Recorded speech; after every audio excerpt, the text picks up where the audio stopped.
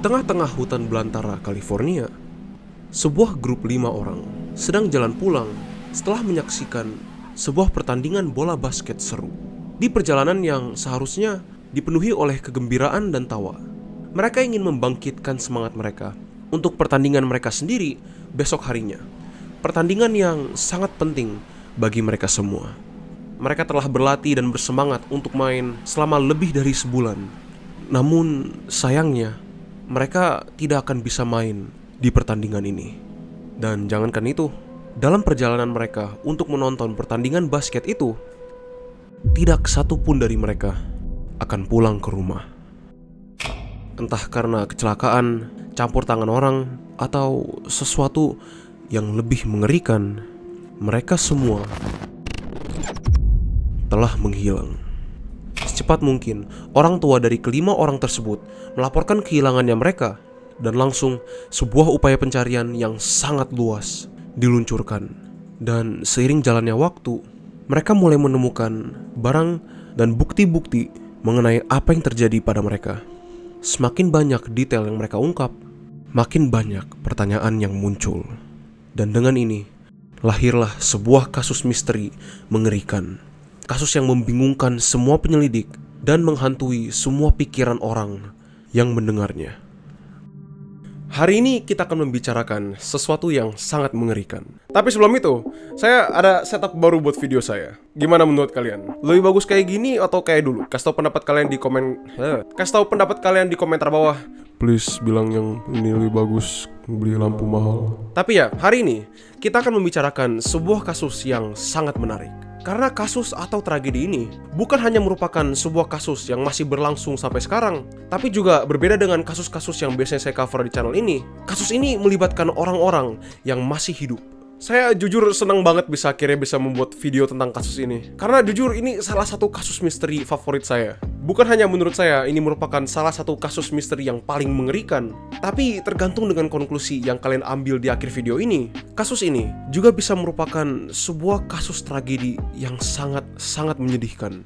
Jadi kalau itu terdengar menarik, maka jangan kemana-mana.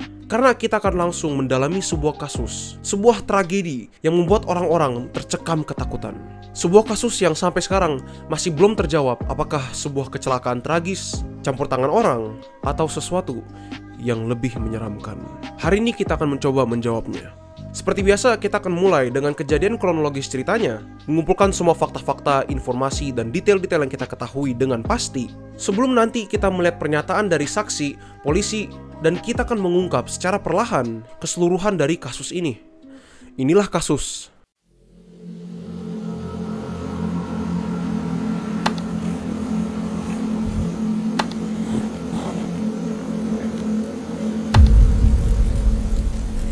Yuba County 5. Kasus Yuba County 5 adalah sebuah insiden yang terjadi pada tanggal 24 Februari di tahun 1978.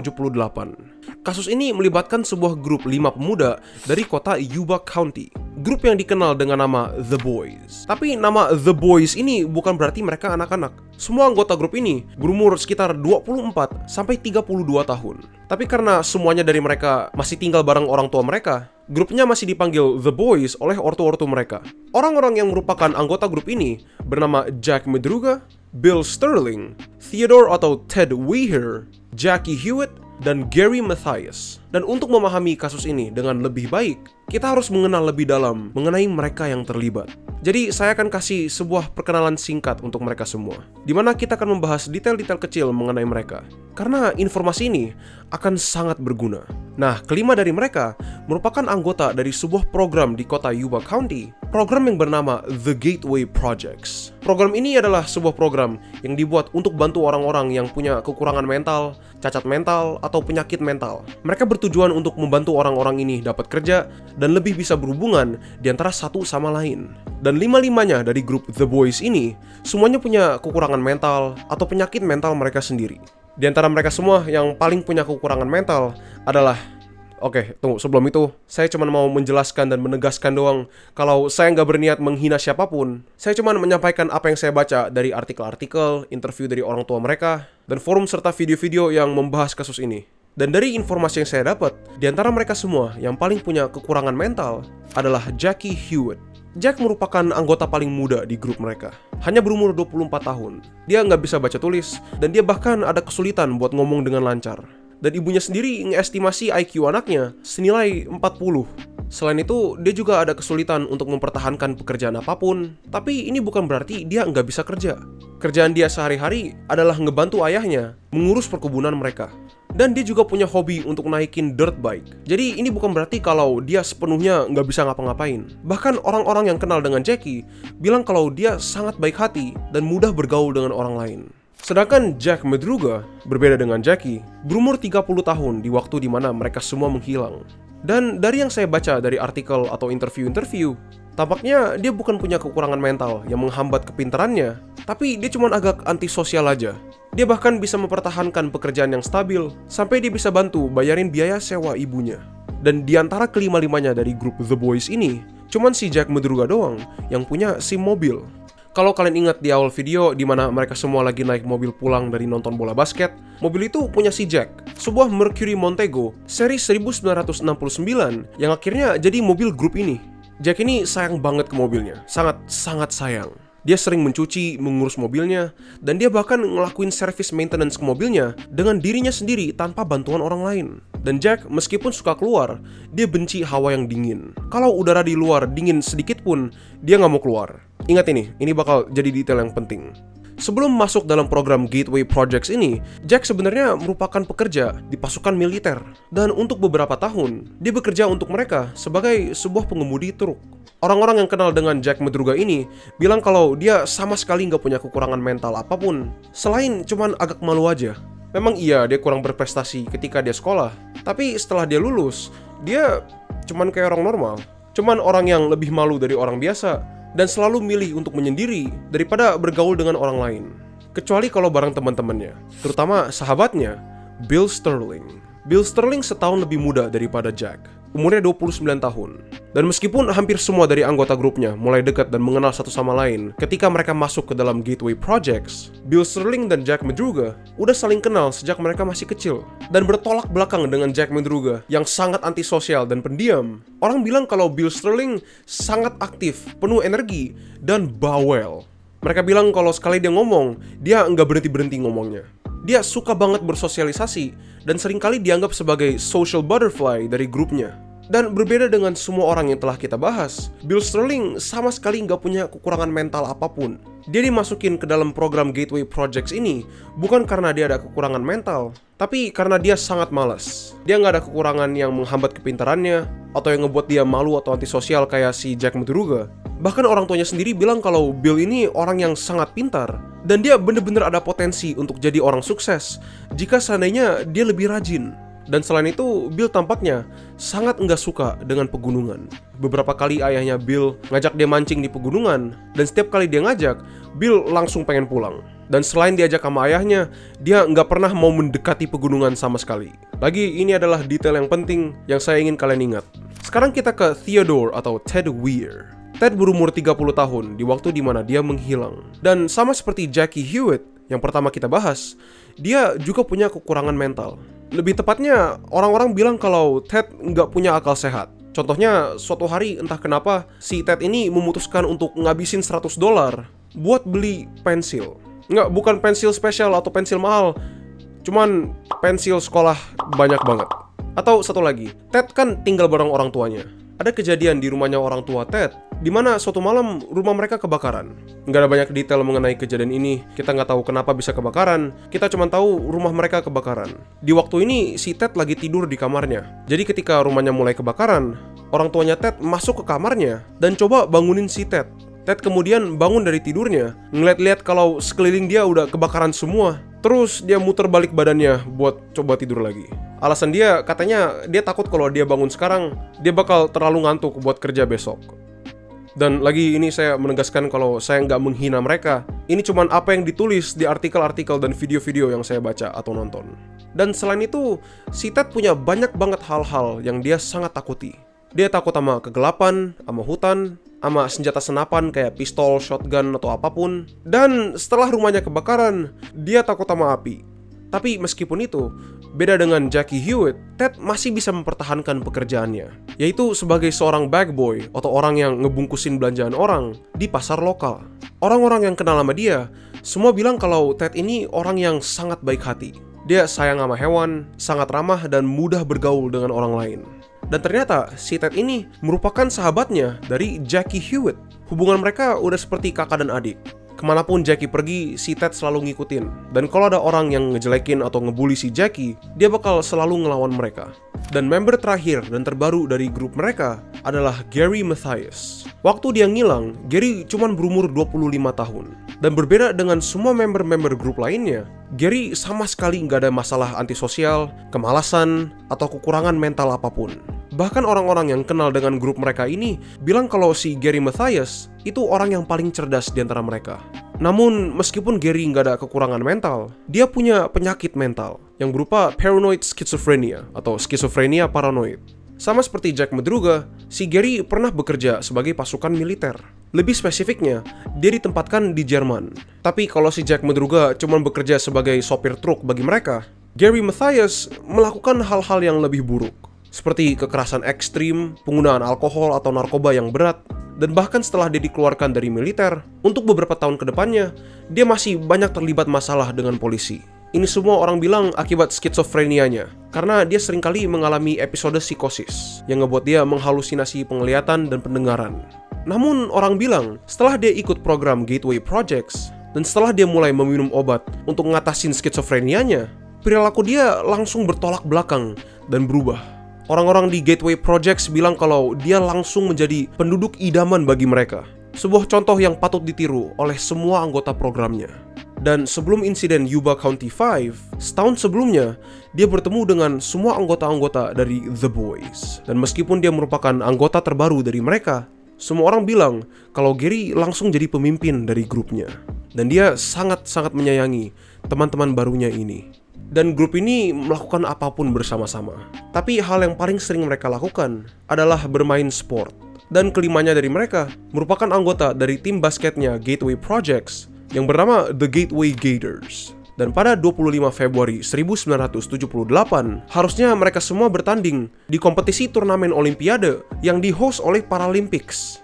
Pemenang dari turnamen ini akan diberikan 2 hari berlibur ke Los Angeles, di mana semua pengeluaran mereka bakal ditanggung. Dan seperti yang kalian pasti pikir, grup The Boys ini sangat bersemangat banget buat turnamennya. Mereka nggak bisa berhenti ngomongin dan udah menantikan turnamen ini selama beberapa bulan terakhir. Dan untuk lebih mengobarkan semangat mereka untuk pertandingan ini, sehari sebelumnya pada tanggal 24 Februari, mereka memutuskan untuk menonton pertandingan basket dari UC Davis di kota Chico. Jadi dengan itu, mereka semua pergi dengan mobilnya Jack Madruga. Sebuah detail kecil, di hari itu orang tua mereka menawarkan jaket karena katanya udaranya akan mendingin. Namun mereka semua menolak dan mereka bilang ke orang tuanya untuk jangan khawatir karena mereka akan pulang secepat mungkin. Namun faktanya, itu merupakan saat-saat terakhir orang tua dari grupnya akan melihat anak-anak mereka masih hidup. Dan setelah mobil mereka berangkat, mereka nggak tahu kalau anak-anak mereka nggak akan kembali.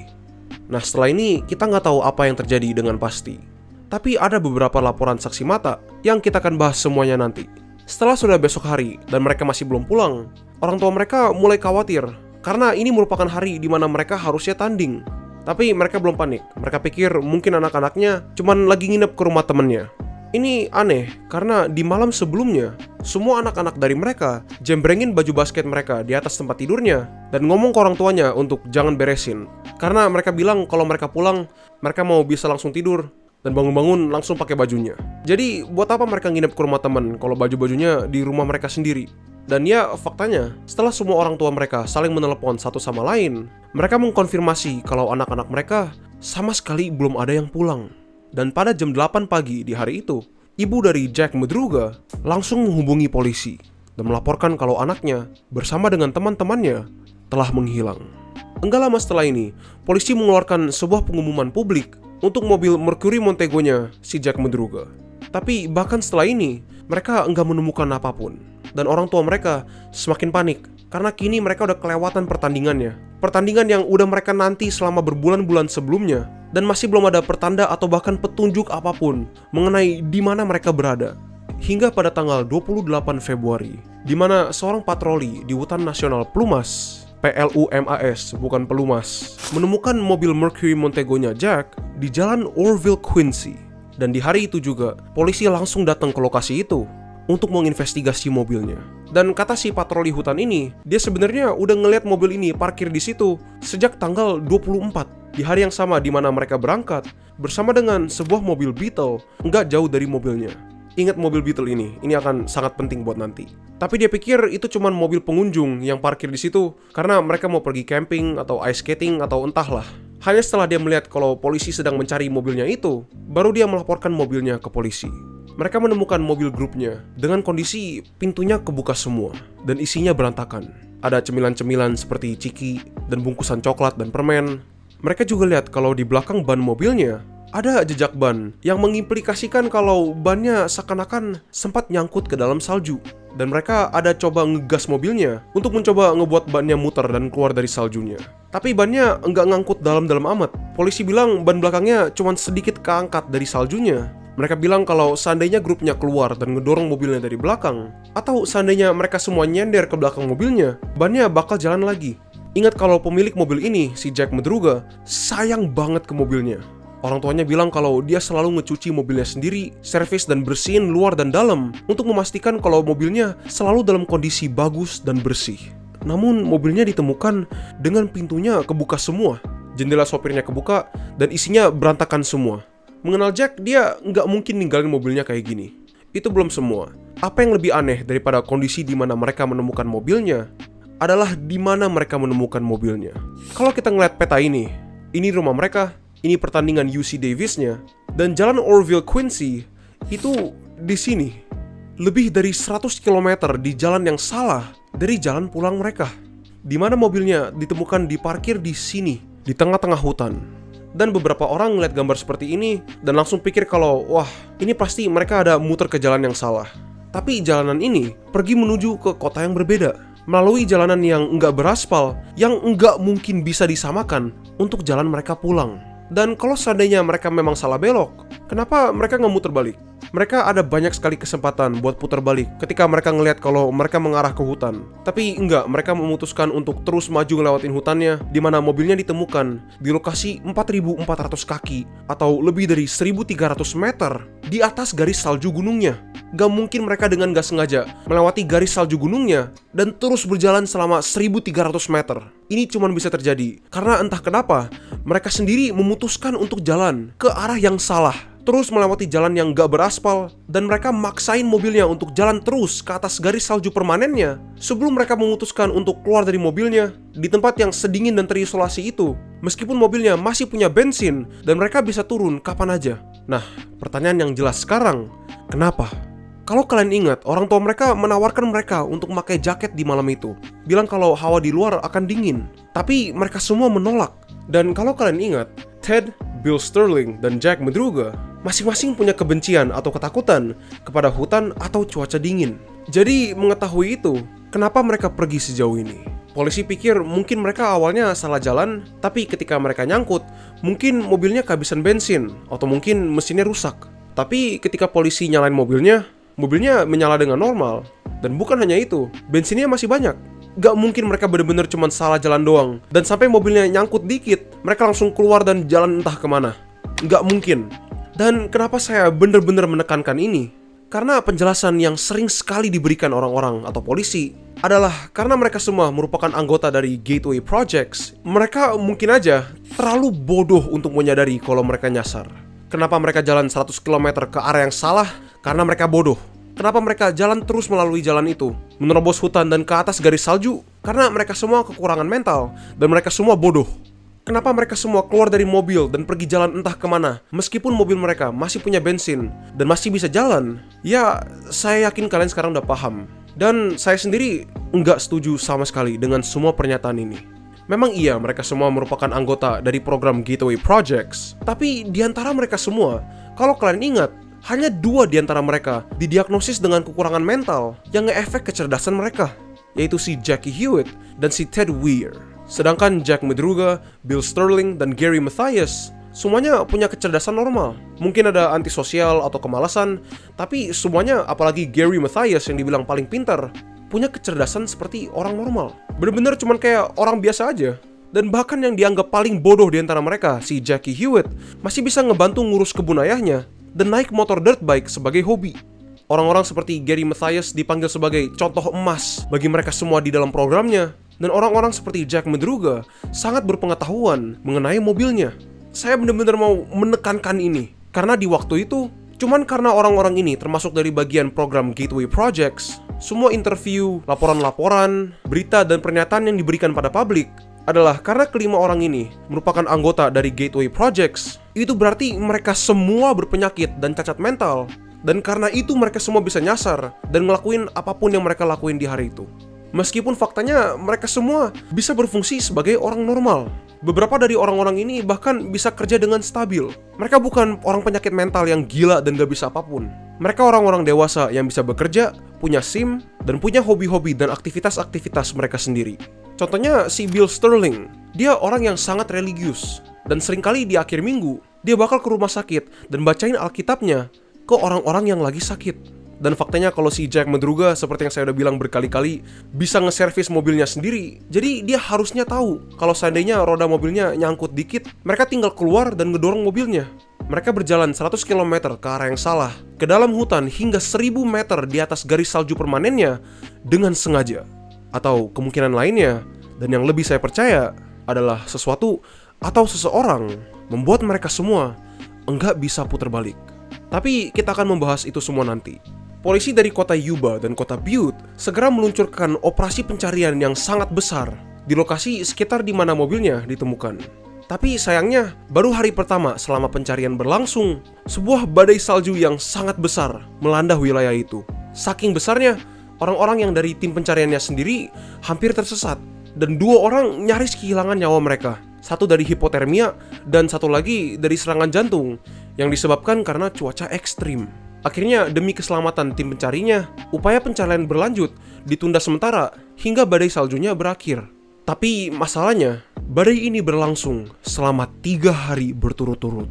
Dan setelah mereka kembali untuk melanjutkan pencarian, jika seandainya masih ada jejak kaki atau pertanda apapun mengenai kehilangan grupnya, setelah badai salju yang separah dan selama itu, jejak-jejak itu semuanya telah menghilang. Dan sayangnya, bahkan setelah upaya terbaik mereka gagal untuk menemukan apapun mengenai grupnya. Dan untuk waktu yang sangat lama, sama sekali nggak ada progres mengenai kasus ini. Hingga hampir 4 bulan kemudian, di tanggal 4 Juni, di mana beberapa orang menemukan sesuatu yang perlahan mengungkap apa yang terjadi pada grup ini. Pada 4 Juni 1978, rombongan orang yang naik motor pergi ke lokasi di mana mobilnya ditemukan untuk pergi ngecek sebuah pos penjaga hutan. Jadi Hutan Nasional Prumas punya beberapa pos-pos penjaga hutan yang berupa mobil camper yang diparkir di sekeliling hutannya. Dan dalam pos-pos ini ada suplai-suplai yang berupa makanan, minuman, dan bahan penghangat yang cukup untuk bertahan selama lebih dari setahun. Tapi karena iklim di daerah itu, setiap 6 bulan, hutan ini akan diselimuti oleh salju yang tebal. Dan semua pos-pos dan camper-camper itu terkubur dalam salju. Jadi pada 4 Juni, grup itu pergi untuk ngunjungin salah satu pos campernya. Karena di sekitar waktu ini, sebagian besar salju-saljunya udah mulai meleleh. Jadi mereka pergi ke sini untuk ngecek salah satu pos penjaga hutan. Lokasi ini terletak sekitar 20 mil dari mobilnya Jack Madruga. Tapi ketika mereka sampai ke posnya, mereka melihat kalau salah satu jendela depan campernya telah dipecahkan dari luar. Depan jendela rusaknya ada banyak kaleng-kaleng makanan kosong. Dan ketika mereka masuk, mereka melihat ada sepasang sepatu tenis ditaruh di samping salah satu pintu kamar tidurnya yang bukan milik mereka. Dan di dalam kamar tidur itu, mereka mencium bau busuk yang sangat kuat. Dan ketika mereka masuk, di atas ranjangnya diselimuti oleh lapisan-lapisan selimut adalah sebuah jenazah manusia. Jenazahnya benar-benar diselimuti penuh, dari tangan, kaki, badan, hingga kepalanya, yang menunjukkan kalau dia nggak mungkin ngelakuin ini ke dirinya sendiri. Ketika koroner dan polisi dipanggil ke lokasi, mereka langsung investigasi tubuh jenazah ini. Tubuh yang di atas ranjangnya ini, itu benar-benar dalam kondisi yang buruk banget. Seluruh badannya rapuh, dan ketika mereka coba copotin selimutnya dari kepala tubuhnya, muka dari jenazahnya nempel ke selimut dan copot dari kepalanya karena udah sebusuk itu. Dan ketika mereka lihat seluruh tubuhnya, mereka bisa melihat bekas-bekas radang dingin yang parah, terutama di kakinya. Yang udah saking parahnya, kakinya terkena gangrene dan mengeras, dan 5 jari kakinya copot. Dan gangrene ini dengan semua jari-jarinya yang copot, kata coroner terjadi sebelum jenazahnya meninggal. Dan setelah investigasi yang lama, coroner mengatakan kalau jenazah ini merupakan tubuhnya dari Ted Weir. Ini dikonfirmasi karena pakaian yang dipakainya sesuai dengan pakaian terakhirnya si Ted. Dan di samping ranjangnya, di atas lemari kasur, mereka menemukan dompet yang isinya ada KTP-nya Ted. Mereka juga menemukan hal-hal lain seperti kalungnya dan cincinnya yang ada diukir namanya Ted. Dan sebuah detail yang sangat penting, ketika Ted Weir pergi untuk nonton pertandingan basket bareng teman-temannya, muka dia bersih, nggak ada jenggot atau kumis. Ketika coroner denger ini, dia kaget karena dari pertumbuhan jenggot dan kumisnya si Ted, dia bilang kalau dari 8 hingga 15 minggu setelah mereka menghilang, Ted masih hidup. Dan dari apa yang mereka temukan dalam posnya, tampaknya dia nggak sendirian. Pertama-tama, kondisi tubuhnya Ted yang dibungkus dari pala hingga kaki, itu nggak mungkin dia lakuin ke dirinya sendiri. Dan kalau kalian ingat sepatu tenis yang mereka temukan di luar kamarnya, itu bukan sepatunya Ted, tapi sepatu dari Gary Mathias. Sedangkan sepatunya Ted, yang merupakan sepatu coklat kulit, enggak ditemukan di mana-mana. Jadi pastinya penemuan ini lebih banyak menimbulkan pertanyaan daripada jawaban. Yang paling pertama, yang paling aneh, kalau memang mereka nyangkut di atas gunung itu dan keluar dari mobil, kenapa mereka memutuskan untuk naik 20 mil ke atas jalur gunung dengan salju yang sangat tebal, dan bukannya turun ke hutan yang jauh lebih hangat dan jauh lebih aman? Bahkan seandainya mereka semua turun dan ikutin jalur mobil mereka bakal ketemu sebuah kabin yang ada penghuninya. Dan enggak mungkin mereka nggak tahu tentang kabin ini, karena untuk mobilnya bisa nyampe di atas gunung itu, mereka pasti ngelewatin kabinnya.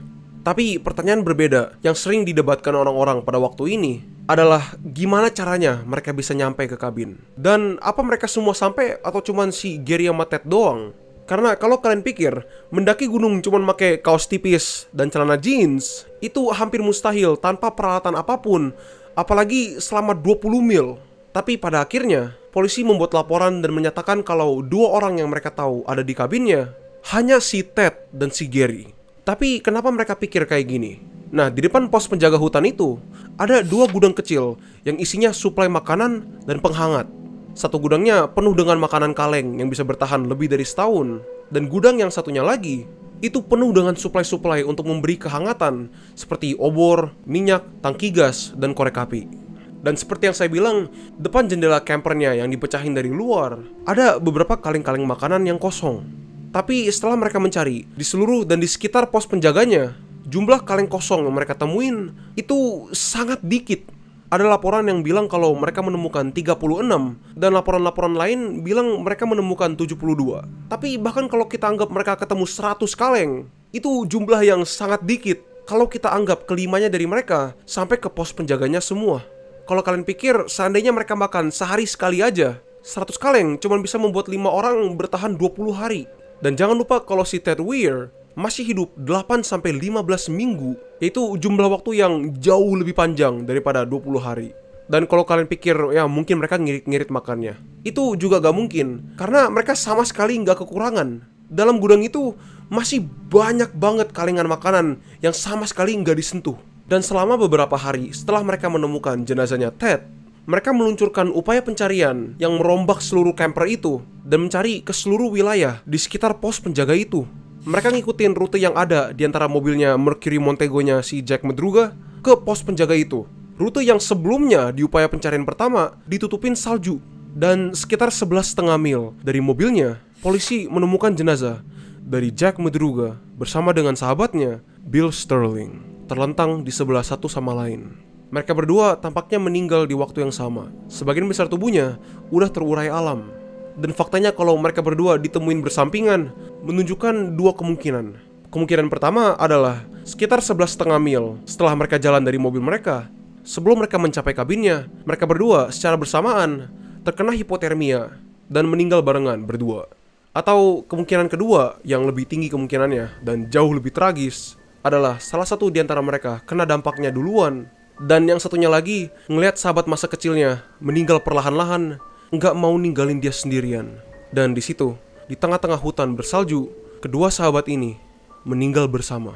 Setelah mereka menemukan jenazahnya dari Bill dan Jack, tim pencarian yang berbeda, sekitar 2,5 mil dari lokasi mereka, ayah dari Jackie Hewitt sedang bantu upaya pencarian. Dan di belakang semak-semak, dia melihat jaket anaknya.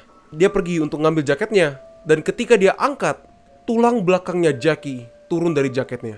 Saya ingin kalian bayangin ini dari posisi orang tuanya. Anakmu menghilang, dan setelah menunggu selama 4 bulan, penuh ketidakpastian dan kecemasan, kamu masih berpegang teguh pada harapan, kalau mungkin aja dia masih hidup. Namun cara kamu mengetahui kalau anak kamu tuh udah meninggal, adalah dengan melihat kalau tulang belakangnya jatuh dari jaketnya yang kamu ambil dan angkat. Bayangin betapa hancurnya hatinya di saat itu. Harapan terakhir yang dia pegang dengan sangat erat, hancur berkeping-keping dalam sekejap. Dan semakin mereka mencari, tubuh dan tulangnya Jackie Hewitt ditemukan tersebar di mana-mana.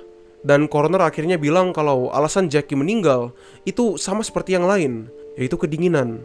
Tapi gimana dengan Ted? Kalau kalian ingat, tubuhnya Ted ditemukan dalam kondisi yang parah banget. Ada banyak banget bekas luka dari radang dingin.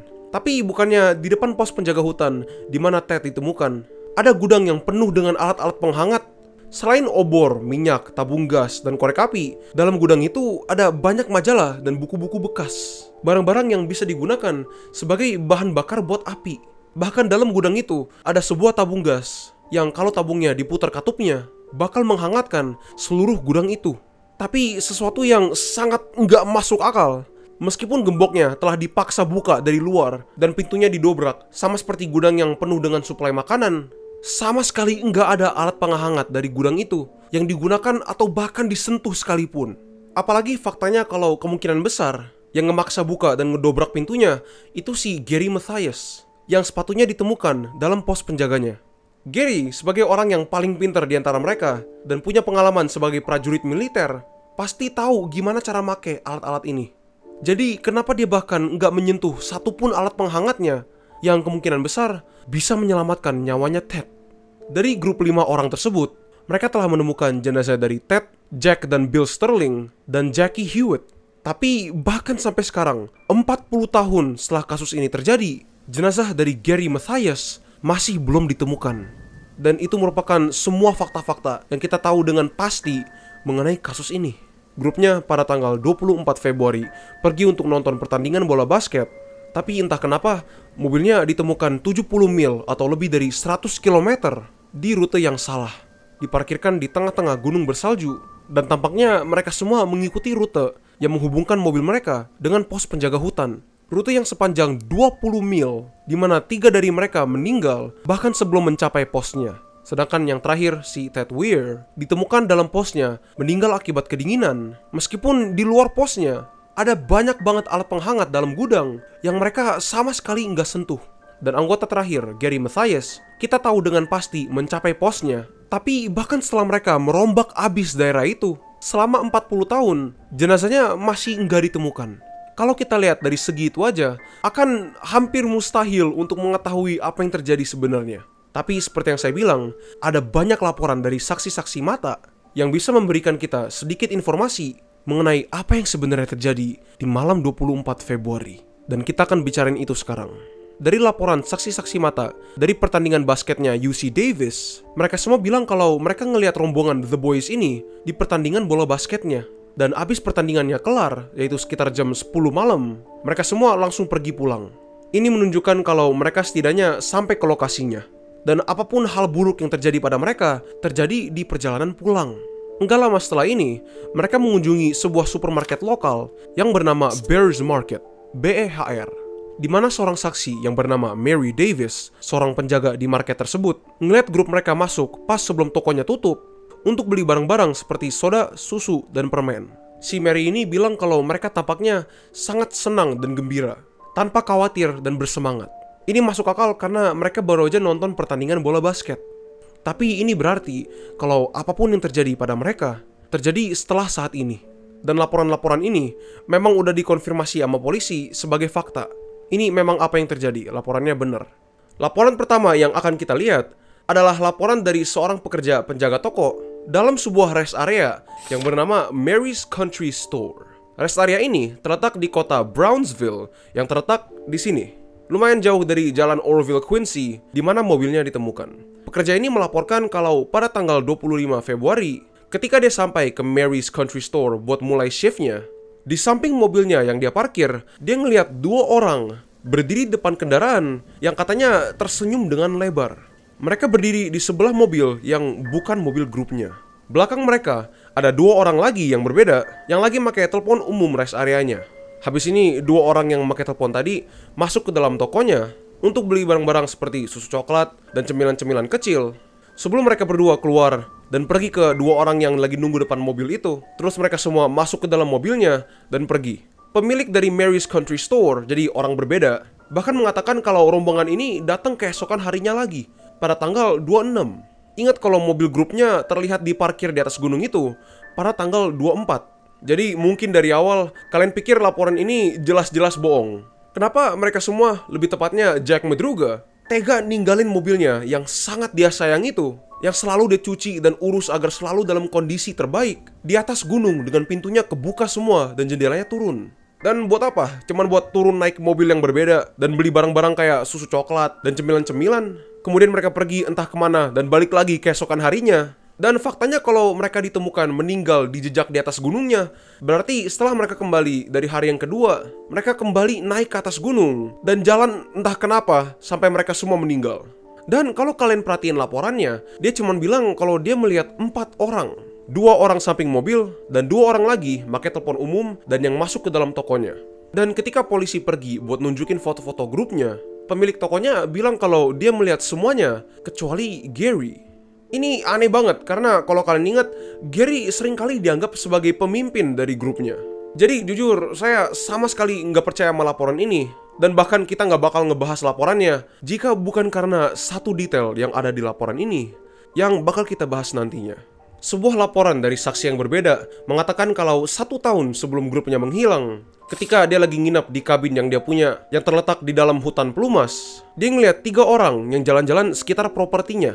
Dan ketika dia keluar buat ngeliat orang-orang ini lagi ngapain, dia ngeliat kalau salah satu dari orang-orang ini adalah Ted Weir. Dan ketika dia nanya ke Ted Weir ngapain dia di sini, dia bersama dengan orang-orang yang bareng dia, yang kata saksinya bukan merupakan orang-orang dalam grupnya. Mereka bilang kalau mereka lagi berburu hewan. Ini sama sekali nggak masuk akal. Karena kalau kalian ingat dari awal videonya, ketika saya lagi memperkenalkan orang-orangnya secara singkat, si Ted Weir bukan hanya takut dengan hutan, dia juga takut sama senjata senapan, dan dia menyayangi hewan. Jadi ngapain dia setahun sebelum mereka menghilang, pergi ke hutan pelumas bareng 2 orang yang bahkan orang tuanya Ted Weir nggak punya ide apapun mengenai identitas mereka, bilang kalau dia lagi berburu hewan di sini. Pada awalnya laporan ini sama sekali nggak jelas dan bertentangan dengan semuanya yang kita tahu mengenai Ted Weir. Karena jelas kelihatan kalau ini cuma sebuah kebohongan yang dibuat nama saksinya buat dapetin imbalan dari polisi. Tapi sama seperti laporan yang tadi, laporan ini mengandung sebuah detail yang sangat-sangat krusial mengenai alasan kenapa mereka semua bisa menghilang. Dan lagi, detail ini akan kita bahas nanti. Maaf kalau saya ngebuat kalian nunggu dari tadi. Tapi saya mau ngelewatin laporan dari semua saksinya dulu sebelum kita ngebahas satu detail ini. Karena menurut saya, satu detail ini adalah hal yang ngebuat kasus ini menjadi salah satu kasus misteri kehilangan yang sangat mengerikan. Laporan terakhir yang ditanggapi sama polisi adalah sebuah laporan dari orang yang bernama Joseph Shones.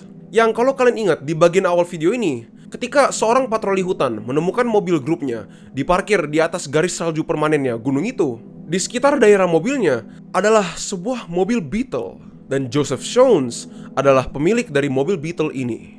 Dan di antara semua laporan-laporannya, ini laporan yang paling penting.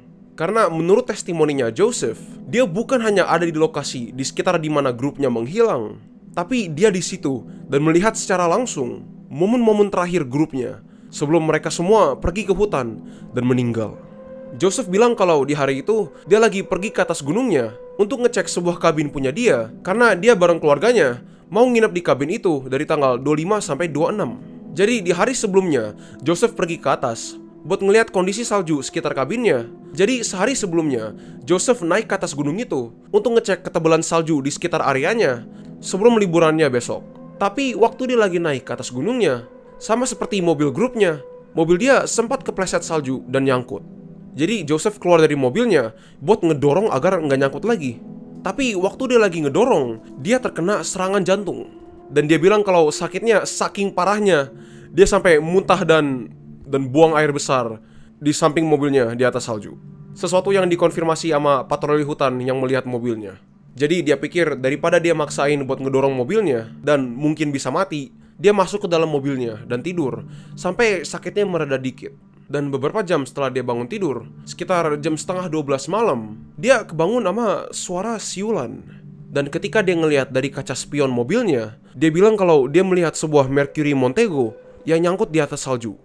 Tapi mereka nggak sendirian, karena di belakang mobilnya Jack, dia melihat sebuah truk Volkswagen merah berkarat. Truk ini parkir sekitar 6 meter di belakang mobilnya dia sendiri. Dan di sekitar mobil mereka, dibilang kalau dia melihat 6 atau 7 orang yang cuman berdiri doang. Salah satu dari mereka merupakan seorang wanita yang menggendong bayi. Ngeliat ini, Joseph pikir kalau mungkin dia bisa minta tolong sama orang-orang ini. Tapi ketika dia keluar dan manggil orang-orangnya, mereka semua langsung berhenti bicara, matiin lampu mobilnya, dan perlahan-lahan mereka semua masuk ke dalam mobil truk merah itu dan turun ke bawah gunung. Tapi Joseph nggak pikir kalau ini aneh. Dia cuma pikir kalau mungkin ini sebuah rombongan yang salah satu dari mobil mereka nyangkut di atas gunung. Jadi rombongannya masuk ke dalam mobil yang masih bisa jalan. Dan dia pikir kalau orang-orang ini cuma gak mau bantu dia aja. Jadi dengan kesel dia masuk ke dalam mobilnya buat tidur lagi. Dan sekitar sejam setelah ini, dia bangun dari tidurnya dan ngecek kaca spion mobilnya lagi. Dan ngeliat kalau jauh di belakang mobilnya ada beberapa senter yang lagi jalan ke dalam hutan.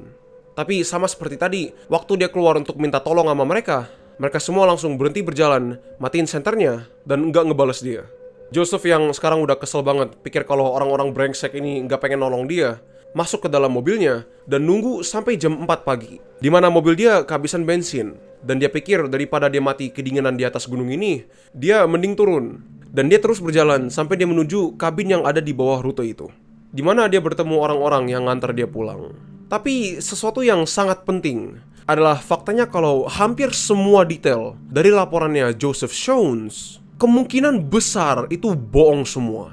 Karena Joseph Shones ini emang dikenal sebagai orang pembohong di kotanya. Dan selain itu, laporan yang dia kasih ke polisi merupakan versi ketiga dari ceritanya. Versi pertama dia kasih ke orang-orang yang ngantar dia turun dari gunungnya. Dan dia bilang kepada mereka kalau waktu dia lagi naik ke atas gunung, ada sebuah mobil yang mengintainya dari belakang dengan dekat, yang akhirnya ngebuat mobil dia kepleset dan terjebak. Jadi ini setidaknya mengkonfirmasi kalau si Joseph Shones memang ada di atas gunung itu di tanggal 24. Dan itu semua adalah laporan saksi-saksi mata yang dianggap penting sama polisi. Jadi dengan semua informasi itu, apa yang terjadi di insiden Yuba County 5? Banyak orang yang ngeliat kasus ini langsung mengambil konklusi kalau pasti si Gary Mathias bertanggung jawab atas kematian mereka semua. Dan pada awalnya ini masuk akal. Seperti yang saya bilang sebelum dia masuk ke dalam program Gateway Projects, si Gary Mathias ini orangnya kasar banget. Dan sering kali berantem dengan orang-orang di bar karena dia suka megang-megang cewek. Dia juga sering menggunakan narkoba ilegal. Dan diantara semuanya yang di grupnya, dia yang paling pintar. Dan selain itu, jangan lupa kalau si Ted Weir ditemukan dengan kondisi tubuhnya dibungkus total, yang nggak mungkin bisa dia lakuin ke dirinya sendiri. Dan satu-satunya orang yang kita tahu dengan pasti ada di pos penjaga itu selain Ted Weir, itu si Gary. Kondisi tubuhnya menunjukkan kalau dia udah sangat lemah dan rapuh, bahkan beberapa minggu sebelum dia meninggal. Sedangkan si Gary tampaknya masih kuat, karena dia masih bisa ngemaksa buka pintu gudang yang dikunci dan ngurusin si Ted yang pastinya udah sangat lemah di saat ini. Tapi meskipun itu, Ted ditemukan meninggal karena kedinginan, meskipun di luar posnya ada gudang penuh dengan alat penghangat yang sama sekali nggak disentuh sama Gary. Ini buat orang percaya kalau mungkin aja Gary sengaja nggak ngangetin Ted karena dia mau Ted meninggal dengan lebih cepat. Mungkin skizofrenianya Gary ngambil alih tubuhnya di tengah-tengah perjalanan mereka, dan dia entah dengan sengaja atau enggak sengaja menyebabkan kematian mereka semua. Bahkan karena tubuhnya nggak pernah ditemukan, beberapa orang percaya kalau Gary Mathias masih hidup. Dulu sebelum dia masuk ke dalam program Gateway Projects, ada sebuah kejadian di mana si Gary pergi untuk tinggal bareng neneknya di Portland, Oregon. Tapi orang tuanya nggak setuju dan selalu minta si Gary pulang karena mereka nggak yakin si neneknya ini aman dengan Gary yang berpenyakit mental dan suka berperilaku kasar. Tapi karena Gary nggak mau, dia mutusin semua kontak ke orang tuanya. Hingga pada suatu hari, orang tuanya Gary dengar ada ketukan pintu depan rumahnya. Dan depan pintu mereka adalah si Gary Mathias yang jalan kaki dari Portland, Oregon ke kota Yuba dengan jarak yang hampir 900 km. Di mana dia bilang dia harus melakukan hal-hal seperti mencuri makanan anjing dari balkoni rumah-rumah orang dan minum dari tempat minum binatang hanya untuk bertahan hidup. Ini kenapa orang sangat percaya kalau alasan polisi enggak pernah menemukan tubuhnya Gary adalah karena dia enggak mati. Dan entah gimana caranya, dia berhasil turun 20 mil dari gunung itu dan selamat. Tapi jujur, saya sama sekali nggak percaya dengan teori ini. Karena memang dulunya si Gary adalah orang yang sangat kasar. Kekasaran ini diakibatkan dua hal. Penyakit skizofrenianya dan karena dia kecanduan narkoba. Dan kalian bayangin kalau udah kena penyakit mental ditambah kecanduan narkoba lagi, kondisi otak kamu udah pasti ribut banget. Dan faktanya, setelah orang tuanya Gary masukin dia ke dalam program Gateway Projects, perilakunya berubah total. Orang-orang di Gateway Projects bukan cuma bilang kalau si Gary Mathias merupakan penduduk ideal di programnya, tapi juga merupakan contoh utama dan inspirasi bagi orang-orang lain di sekitarnya untuk masuk ke dalam program Gateway Projects untuk merubah diri mereka menjadi lebih baik. Dan dari semuanya yang telah saya baca masih Gary, saya rasa dia telah meninggalkan semua kekerasan dan narkoba-narkoba di masa lalunya. Dan ya, meskipun si Ted meninggal karena kedinginan, meskipun depan pos penjaga hutannya ada banyak banget alat penghangat yang gak disentuh sama Gary, saya sama sekali gak percaya kalau Gary melakukan ini karena niat buruk. Ketika investigator mencari di seluruh pos penjaga hutannya, di atas lemari ranjang yang ada barang-barangnya Ted, mereka juga menemukan sebuah set kartu remi yang gak mungkin si Ted main sendiri. Jadi ini udah pasti si Gary yang keluarin buat ngehiburin si Ted. Dan dalam lemarinya, mereka menemukan sebuah buku yang dalamnya berisi tulisan tangannya si Gary, afirmasi-afirmasi positif. Hal-hal seperti kamu berani, kamu kuat, kamu pasti bisa melewati ini. Dan sebaliknya dari teori orang-orang yang bilang kalau si Gary ini orang jahat, sebagai orang yang paling bisa bertahan hidup di antara mereka semua, saya percaya kalau si Gary merupakan orang yang ngedorong dan ngebantu teman-temannya untuk bertahan hidup sampai detik terakhir. Dengan kondisi Ted yang lemah, dia nggak mungkin bisa ngebuka kaleng makanan itu sendiri. Itu hanya berarti kalau selama beberapa bulan terakhir mereka, Gary yang mengurus Ted. Dia bukain kalengnya dan memberinya makan. Dan bahkan di atas lemarinya itu, mereka menemukan beberapa lilin yang dinyalain sama Gary untuk memberikan Ted sedikit kehangatan. Tapi kalau memang gitu, kenapa dia nggak pakai semua peralatan penghangat yang di depan posnya yang memenuhi gudangnya?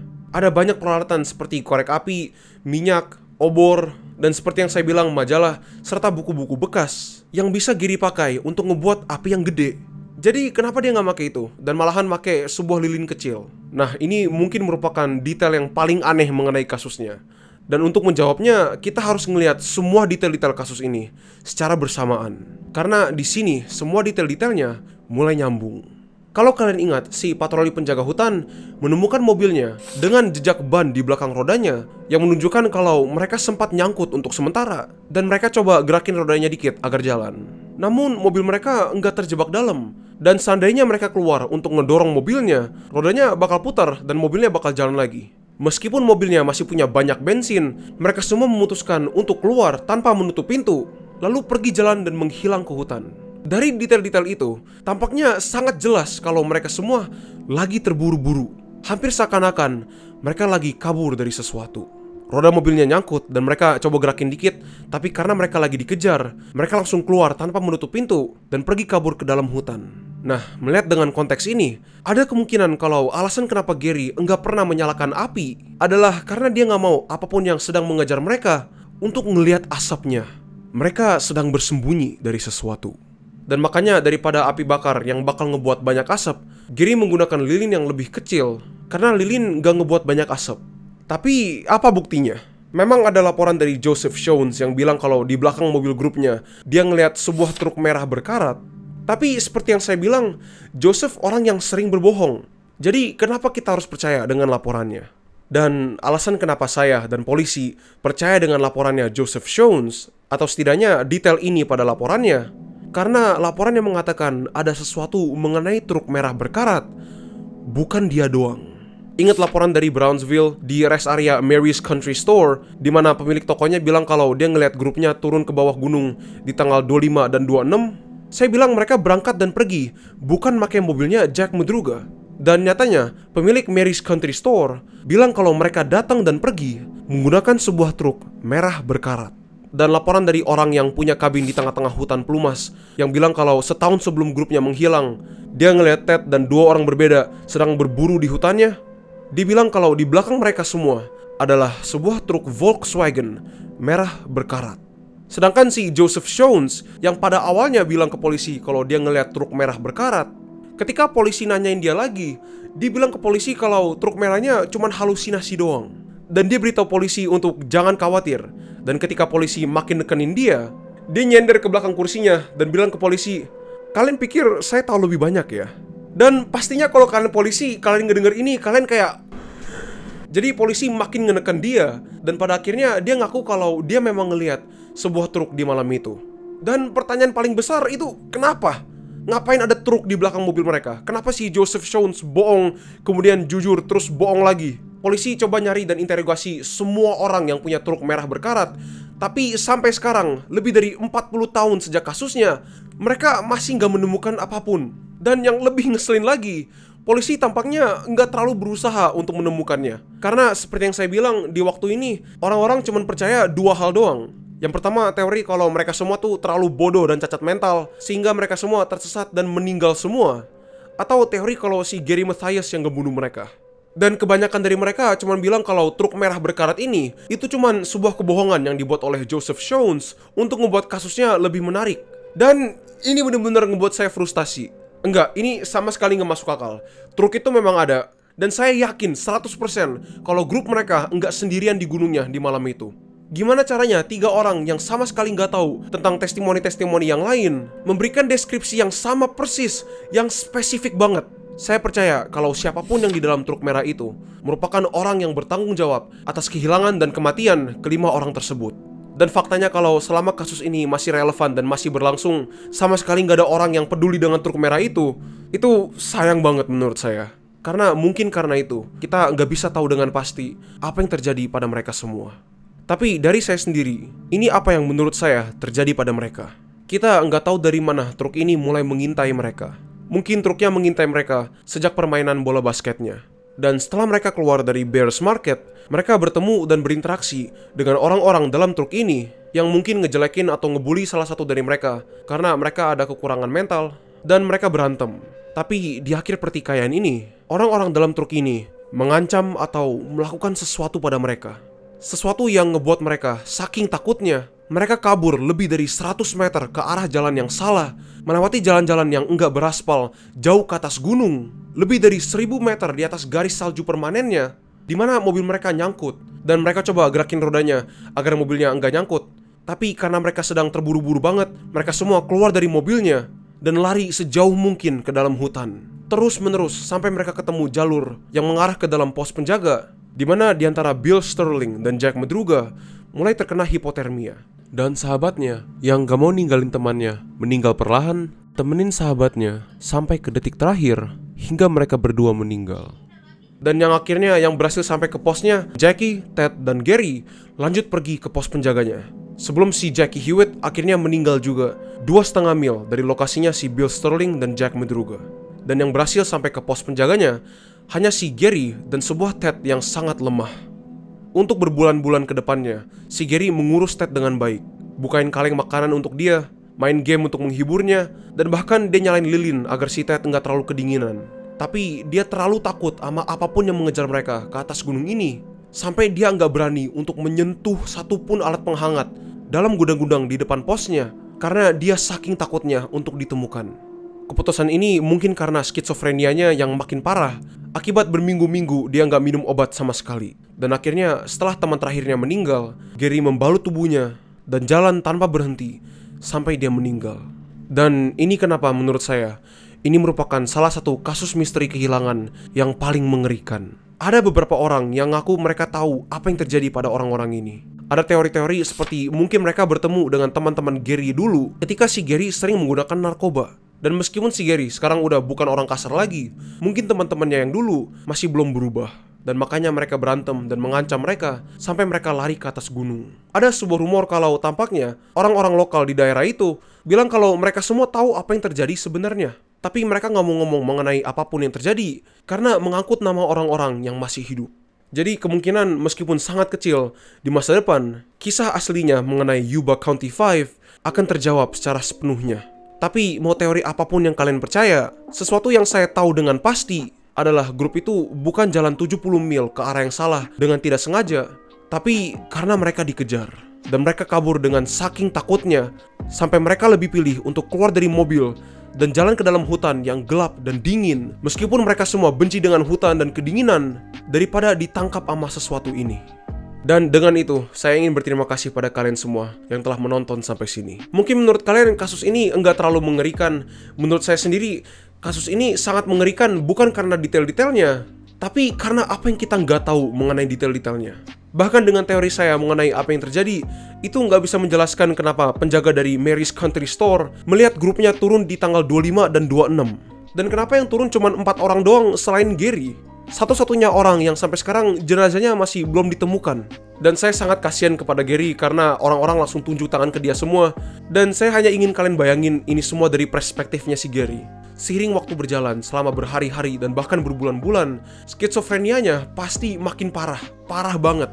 Dan dia perlahan-lahan melihat temannya mati satu demi satu, sambil menghalusinasi hal-hal yang saking mengerikannya, dia sampai nggak berani menyalakan api demi menyelamatkan temannya yang terakhir. Saya benar-benar percaya kalau si Gary ini orang yang baik dan telah berubah. Dan banyak banget laporan-laporan di waktu ini bilang kalau 4 orang ini naik ke atas gunung dengan sebuah psikopat dan memanggil Gary seakan-akan dia ini monster.